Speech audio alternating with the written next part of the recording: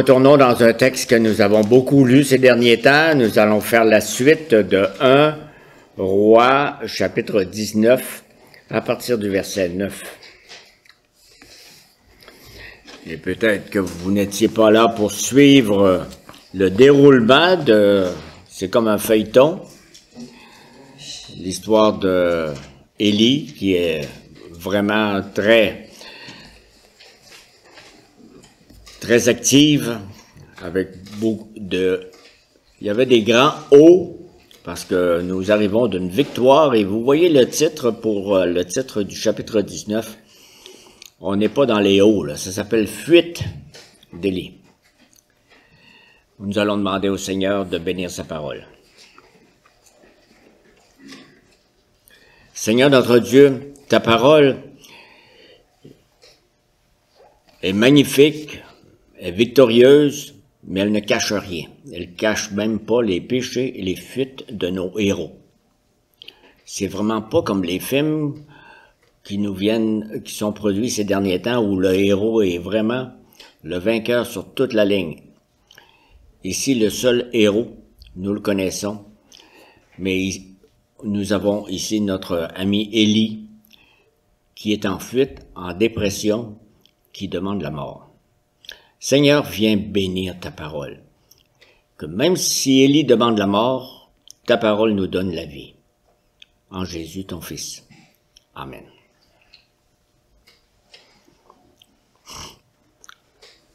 Je vais faire le lien avec les épisodes précédents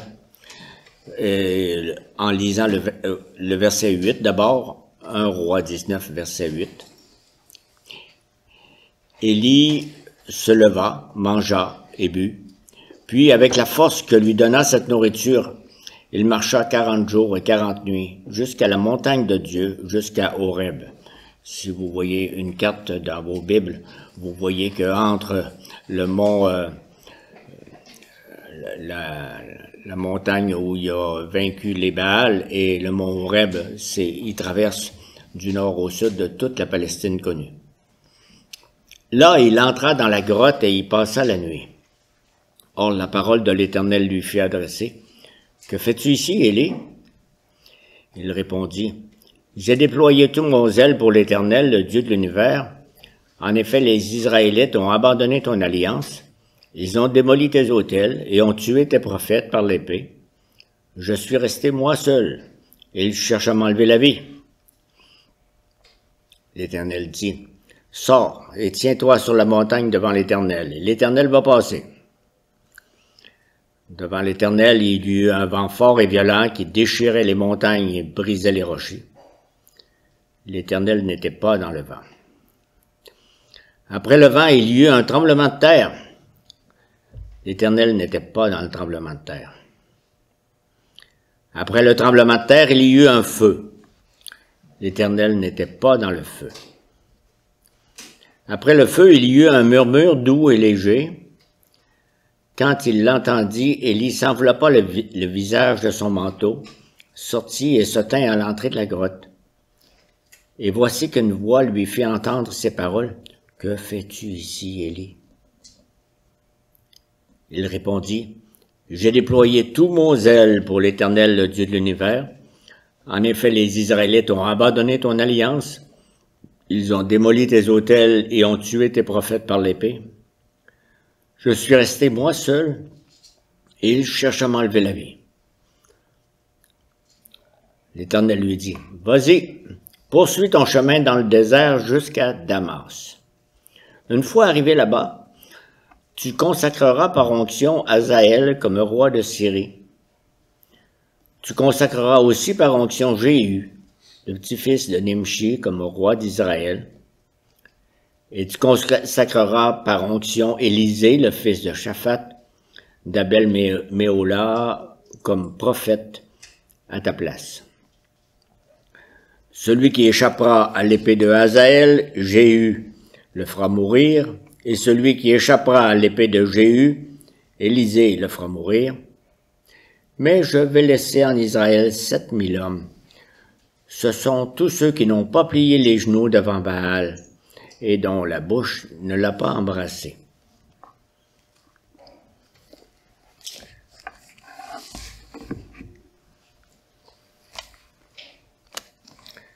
Que Dieu bénisse sa parole.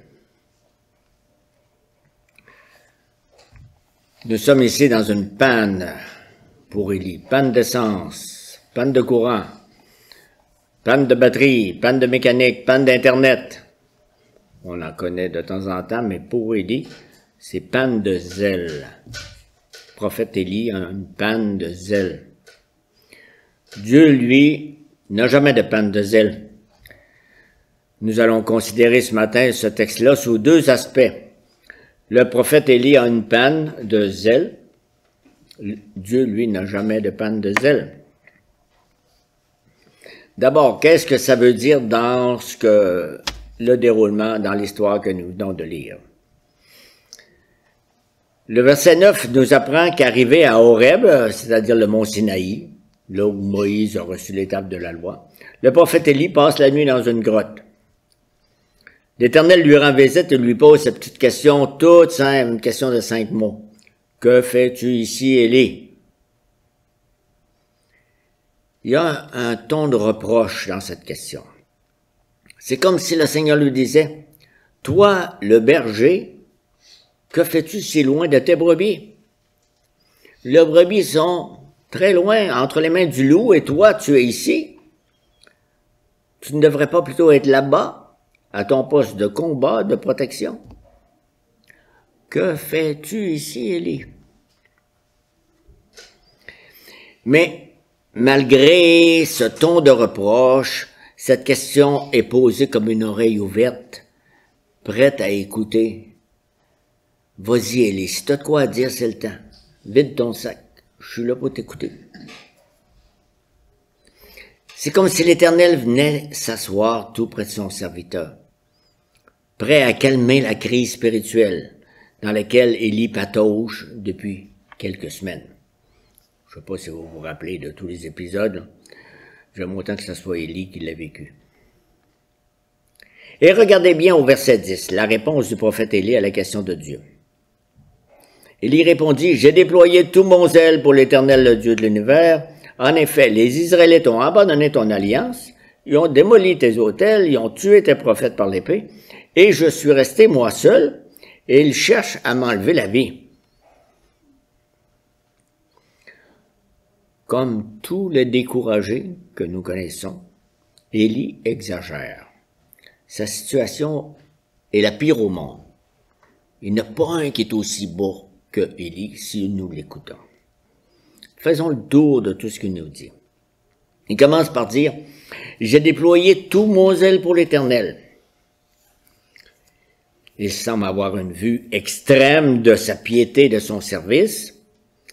C'est pas faux de dire qu'Élie avait du zèle. Vous vous rappelez quand il a affronté les centaines de prophètes de Baal? Mais le moins qu'on puisse dire, c'est qu'il a maintenant une panne de zèle. Il est en fuite, puis il demande la mort, tout en disant qu'il fuit pour sauver sa vie. Est-ce qu'il veut mourir ou il veut vivre? J'ai déployé mon zèle, mais là, je ne veux plus le déployer. Ensuite, il dit aussi, les Israélites ont abandonné ton alliance. On dirait ici que Élie a encore choisi les morceaux de l'histoire qui l'intéressent. Mémoire sélective. Il oublie que le cœur des Israélites est tout juste revenu à l'Éternel. Sur le mont Carmel, après le superbe sacrifice des taureaux qui ont tout brûlé par le feu qui descendait du ciel, tout le peuple est tombé la face contre terre et a dit, « C'est l'Éternel qui est Dieu. C'est l'Éternel qui est Dieu. » Dans le chapitre précédent, au verset 39. Élie a comme oublié ça. Il dit, « Tout le peuple t'a abandonné. » Il dit aussi, Élie, « Les Israélites ont démoli tes autels. » Oui, c'est vrai. Dans le passé, c'était vrai. Mais sur le mont Carmel, l'autel de l'Éternel vient d'être remonté avec éclat et gloire. Vraiment, l'Éternel est présent dans ce sacrifice. Et Élie ajoute, « Ils ont tué tes prophètes par l'épée, et je suis resté moi seul. » Pas si vous avez une meilleure mémoire que Élie.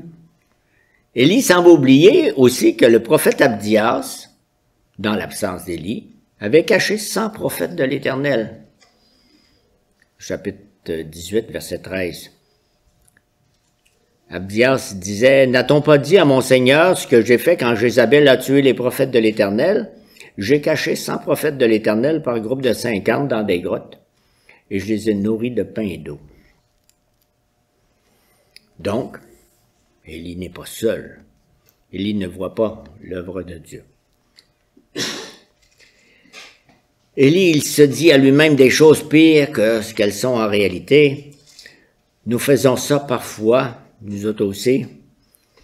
Plutôt que de regarder à Dieu et voir sa force supérieure et sa grâce qui agit, nous imaginons nos troubles comme étant au-delà de tout remède. Il n'y a jamais personne qui a vécu ce que je vis et on part la cassette. Personne ne peut me comprendre, personne n'a jamais vécu tout ce que je vis, personne ne peut m'aider, il n'y a pas de solution. Ça va très mal. Et on déprime. Je ne ferai pas une prédication là-dessus, je pense que Élie exagère sa propre importance. Comme si le destin du peuple de Dieu dépendait uniquement de lui. Nous autres aussi, il nous arrive d'exagérer notre importance, n'est-ce pas? C'est une tentation qui est toujours pas loin. Finalement, Élie dit, il cherche à m'enlever la vie. Il cherche. Combien d'ennemis contre lui? Tout le peuple est en train de lui vouloir sa vie? Non, c'est Jézabel qui veut prendre sa vie. En considérant que toute la nation combat derrière la reine Jézabel, Élie magnifie et agrandit les troubles et s'apitoie sur lui-même. Il cherche à m'enlever la vie, au pluriel. Ça veut dire que Élie, dans sa grotte, il voit plus la situation avec les yeux de la foi. Dieu avait promis de toujours se garder un reste fidèle, et Élie l'a oublié. Il n'est plus convaincu des choses qu'il ne voit pas. Vous vous rappelez de Hébreux 11, verset 1, qu'on a lu tantôt, « Or la foi, c'est la ferme assurance des choses qu'on espère, la démonstration de celles qu'on ne voit pas. Dans tout croyant, la foi, c'est plus gros que les yeux. Et c'est plus fort aussi que la vue ou que tous nos sens. C'est un sens intérieur. Dieu va corriger la mauvaise vision d'Élie. Dans les versets 11 à 12, nous avons une théophanie. Vous connaissez ça, on dit ça tous les jours, hein, une théophanie. C'est-à-dire une manifestation de Dieu. L'Éternel dit, « Sors et tiens-toi sur la montagne devant l'Éternel, et l'Éternel va passer. » Devant l'Éternel, il y eut un vent fort et violent qui déchirait les montagnes et brisait les rochers. L'Éternel n'était pas dans le vent. Après le vent, il y eut un tremblement de terre. L'Éternel n'était pas dans le tremblement de terre. Après le tremblement de terre, il y eut un feu. L'Éternel n'était pas dans le feu. Après le feu, il y eut un murmure doux et léger. Il va être difficile d'entendre un murmure après des manifestations aussi éclatantes. Le grand vent, le tremblement de terre et le feu annoncent l'arrivée prochaine de l'Éternel pour rencontrer Élie. Comme plusieurs autres serviteurs, si vous vous rappelez de Job, à la toute fin de son grand livre, Dieu s'est montré à lui en l'envoyant ça devant lui. Et nous entendons la réaction d'Élie au verset 13. Quand Élie entendit, soit le doux murmure, il y avait quand même encore de l'oreille, Élie s'enveloppa le visage de son manteau, sortit et se tint à l'entrée de la grotte. Et voici qu'une voix lui fit entendre ces paroles. « Que fais-tu ici, Élie? » Dieu revient à la charge, lui pose exactement la même question qu'il lui avait posée plus tôt. Et en répétant sa question, Dieu donne une chance à Élie de se trouver une meilleure réponse que la première fois. Or, Élie répond exactement la même réponse qu'il avait donnée plus tôt. avec les mêmes 25 mots.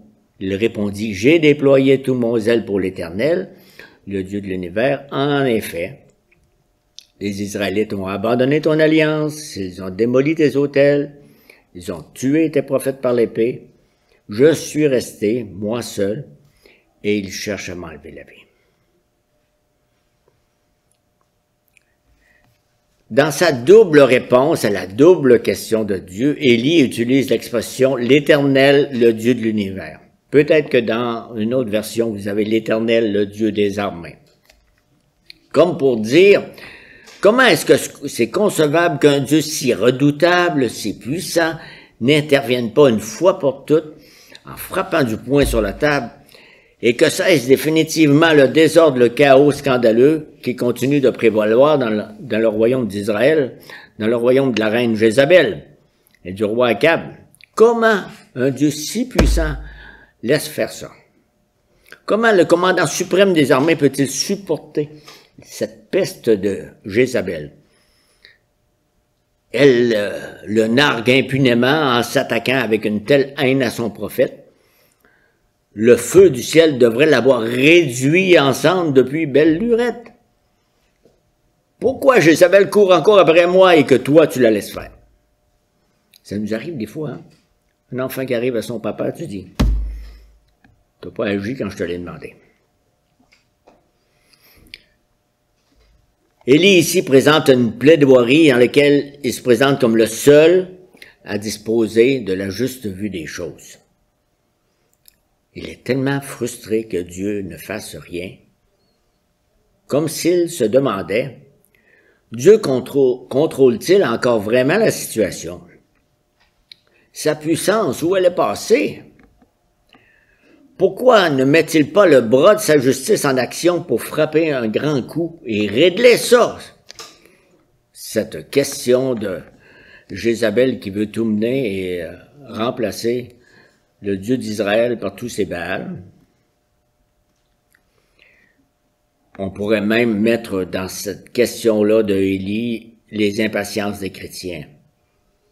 On devient souvent amer envers un Dieu qu'on juge passif, qui répond à nos prières souvent par des « non, non, non ». En réalité, l'Éternel n'a pas besoin des conseils d'Élie.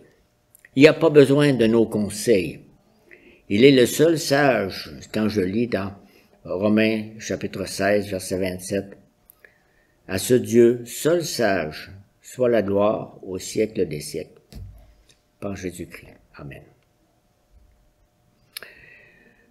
C'est difficile pour Élie de trouver cette parole, n'est-ce pas? Il est en panne de zèle, même pour regarder son Dieu. Deuxième point, Dieu n'est pas en panne de zèle, n'est jamais en panne de zèle. Au verset 15 à 17, Dieu répond à Élie et le sort de sa déprime. Réécoutons ces versets. L'Éternel lui dit, « Vas-y, poursuis ton chemin dans le désert jusqu'à Damas. » Ça veut dire que tu es complètement dans le sud de la Palestine, tu t'en vas complètement au nord. Bonne route.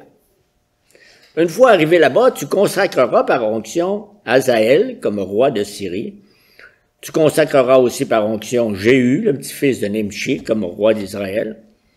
Et tu consacreras par onction Élisée, le fils de Shaphat, d'Abel-Méhola, comme prophète à ta place.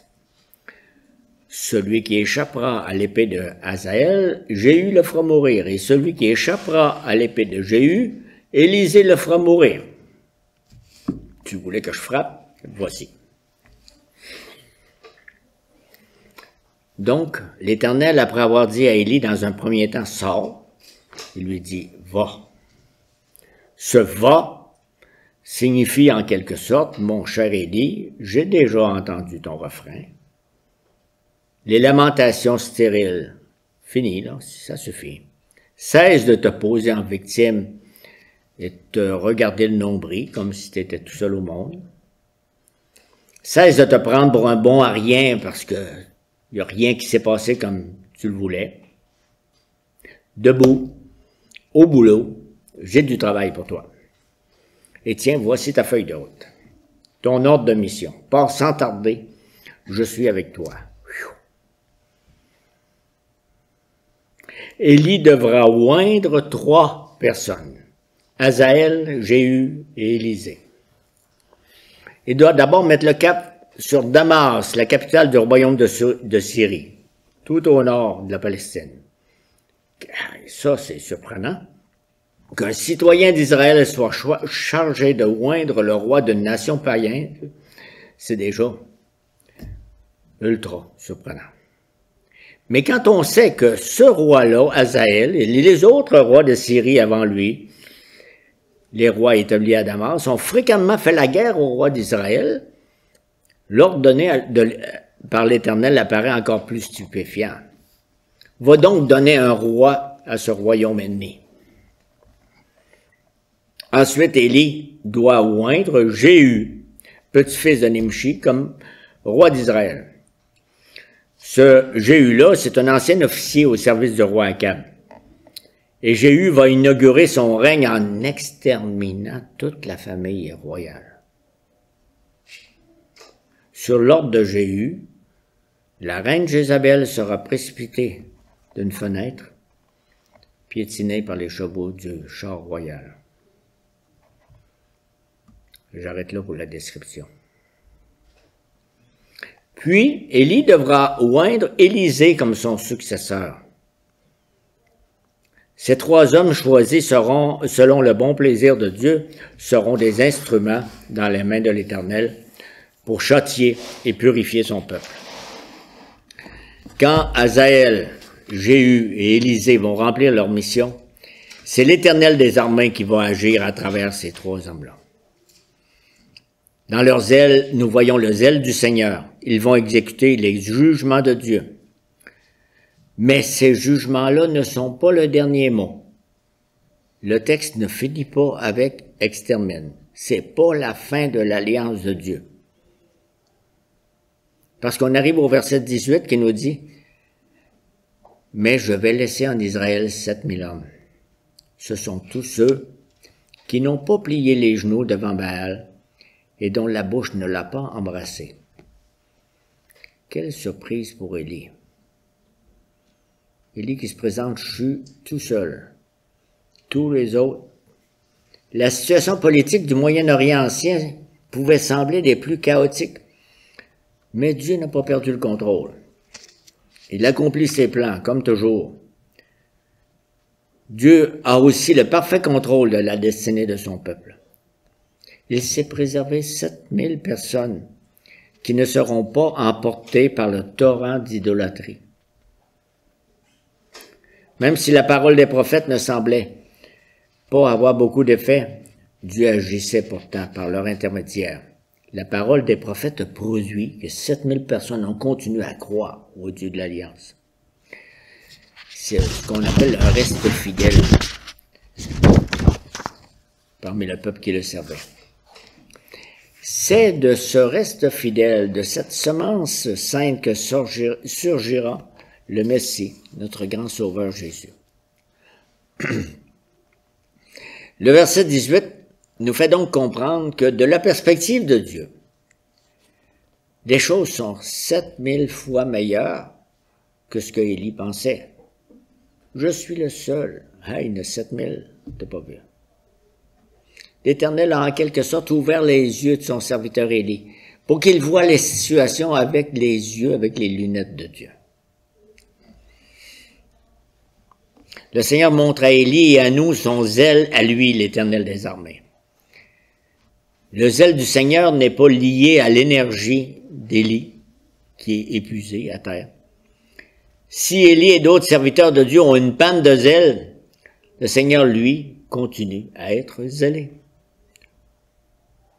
Dieu a dit par un autre serviteur, Ésaïe 37, « En effet, un reste sortira de Jérusalem, un reste, et du mont Sion des rescapés. Voilà ce que fera le zèle de l'Éternel, le Maître de l'univers. » Nous sommes le reste en Jésus. Alors Élie, poursuis ton chemin jusqu'à Damas. Dieu continue de manifester son zèle pour son peuple. Il n'abandonne jamais l'ouvrage de ses mains, comme nous l'avons lu dans le psaume 138. L'Éternel terminera ce qu'il a commencé pour moi, l'Éternel, ta bonté dure éternellement.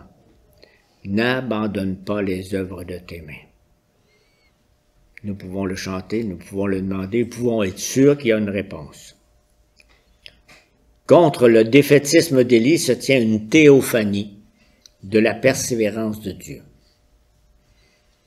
Et là où Dieu persévère, son serviteur aussi doit persévérer et jamais se plaindre que ses efforts donnent rien. C'est comme si Dieu dit à Élie, le temps n'est pas venu où s'accomplira la grande régénération que tu espérais voir. Retourne à ton œuvre de préparation et achève-la en y associant ceux qui doivent continuer cette œuvre-là après toi. Tu vas associer Hazaël, le roi de Syrie, Jéhu, le roi d'Israël, et Élisée, le prophète dont la parole continuera l'œuvre de ton propre ministère. Leurs missions seront des missions de jugement, des missions de purification de mon peuple. Et toi, Élie, considère que tu es un maillon dans la longue chaîne d'ouvriers qui accomplissent mon plan et exécutent ma volonté souveraine. N'est-ce pas encourageant, Élie? Regarde donc plus loin que le bout de ton nez. J'ai mon plan pour aujourd'hui, mais aussi pour demain et pour après-demain. Et il s'accomplira, Élie, tu peux en être certain. Aie confiance, ne lâche pas, va. Dieu a une imagination infinie et nous surprend très souvent pour régler les situations. Régulièrement, il y a quelqu'un qui se lève ici pour nous raconter un exploit de Dieu dans sa vie. Nous devrions toujours nous appuyer sur lui avec une entière confiance, même dans les situations les plus embrouillées. Le prophète Élie doit accueillir les paroles de son Dieu, ses promesses et ses commandements comme un message de victoire. Jézabel sera vaincue. La maison d'Akab sera vaincue. Baal sera vaincu. Le diable vaincu. Le péché vaincu. Tout ennemi sera vaincu. Et c'est dans ce but que Dieu a envoyé son précieux Fils unique, Jésus, mourir sur la croix. L'envoi de Jésus, c'est la manifestation la plus glorieuse du zèle de l'Éternel. Écoutez bien ce que le prophète Ésaïe a écrit au sujet de la venue de Jésus, Ésaïe chapitre 9. Un enfant nous est né, un fils nous est donné. La souveraineté reposera sur son épaule. On l'appellera admirable, conseiller, Dieu puissant, Père éternel, Prince de la paix. Voilà ce que fera le zèle de l'Éternel des armées. Isaïe 9, versets 5 et 6. Voilà ce que fera le zèle de l'Éternel des armées. C'est sûr que c'est quelques jours après la dépression d'Élie, mais c'est pour ça qu'il faut apprendre à compter le temps, nos calendriers, pas juste avec notre téléphone, avec les lunettes de la foi. Grâce à Jésus, nous savons avec certitude que toutes les Jézabels qui pourraient encore à l'avenir se mettre en travers de notre route ne pourront pas empêcher Dieu de rester le maître de l'histoire. Voilà une certitude lumineuse qui constitue un formidable encouragement dans nos combats de chaque jour. Oui, il nous arrivera encore, hélas, de connaître des moments difficiles, des chutes, et de dire que je ressemble à Élie. Mais la guerre est déjà gagnée par Jésus, et la victoire finale nous est assurée. Quiconque marche avec Dieu ne peut qu'être associé à la victoire de Jésus, même s'il doit souffrir à cause de sa foi. Vous vous rappelez que Jésus l'a dit dans les dernières paroles avant sa mort, dans l'évangile de Jean, chapitre 16. vous aurez des tribulations dans le monde, mais prenez courage, moi j'ai vaincu le monde. Ça, on doit l'imprégner pour répondre aux tribulations et au monde. J'ai vaincu. Jésus a livré le combat décisif et il a remporté le combat. Il est sorti de la tombe. Le monde continue de livrer ses misérables batailles contre le peuple de Dieu. Mais tous ceux qui sont en Jésus ont part à la victoire du Fils de Dieu. Le monde mauvais ne peut pas ruiner leur salut. Cette perspective qui a de la bataille, mais qui a une victoire assurée, leur donne du courage et les fait vivre dans la paix du Seigneur. Pour conclure, en voyant Jésus agir, ses apôtres ont dit un jour qu'il était dévoré par le zèle pour son Église. Dévoré par le zèle. C'est au tout début de l'évangile de Jean. Quand les apôtres voyaient Jésus agir dans le temple, ses disciples se souvinrent qu'il est écrit « Le zèle de ta maison me dévore ». Et nous sommes sa maison. En retour de son amour plein de zèle pour nous, ne devrions pas, nous aussi, être un peu plus zélés? Amen.